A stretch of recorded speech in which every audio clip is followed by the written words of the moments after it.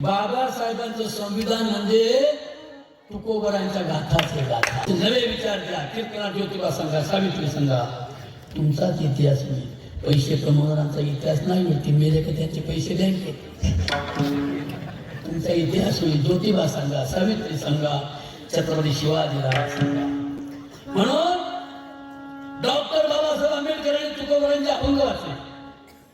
यारे यारे लहान थोडं याची म्हणते अभंग वाचला. ब्राह्मण क्षत्रिय वैश्य शूद्र नाही, चांडाळ अधिकारी डोळ्यांच्या करुणी वाती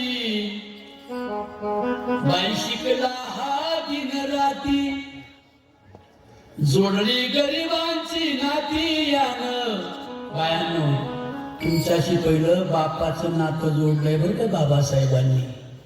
म्हणून त्यांनी विचार नाही केला की आम्हाला धर्मवेड्या लोकांनी शिवले नाही, आम्हाला पाणी दिलं नाही, आमची 4 पोरं शिवण्याशिवाय मेली, स्पर्श आम्हाला केला नाही, असा मतभेद जसा माऊलींनी ठेवला नाही पासायदानात, तसा डॉक्टर बाबासाहेबांनी संविधानामध्ये मतभेद न ठेवणारा संत म्हणजे डॉक्टर बाबासाहेब आंबेडकर.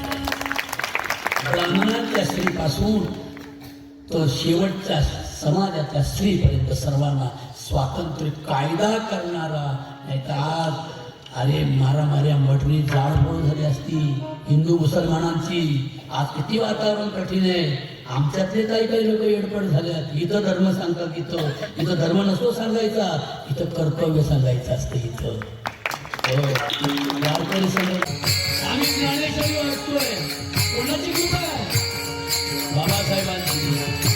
आम्ही तुकोबाचा गाथा वाचतो. कोणाची कृपा आहे? बाबासाहेबांची. आम्ही संस्कृत वाचतो. अधिकार कोणी दिला?